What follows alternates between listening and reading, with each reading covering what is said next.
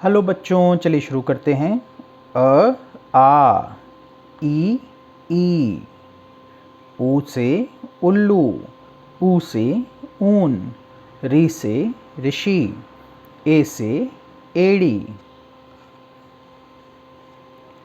ए से ऐनक, ओ से ओखली, औ से औरत, अंग से अंगूर, क से कबूतर, ख से खरगोश, ग से गमला, घ से घर, च से चम्मच, छ से छतरी, ज से जग, झ से झंडा, ट से टमाटर, ठ से ठठेरा, ड से डमरू, ढ से ढोलक, ड़ से फण, त से तरबूज, थ से थर्मस, द से दरवाज़ा, ध से धनुष, न से नाशपाती, प से पतंग, फ से फल,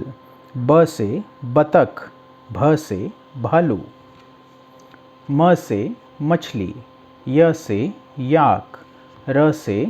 रथ, ल से लट्टू, व से वक, श से शलगम, श से षटकोण, स से सपेरा, ह से हाथी, श से क्षण, त्र से त्रिशूल, ज्ञ से ज्ञानी।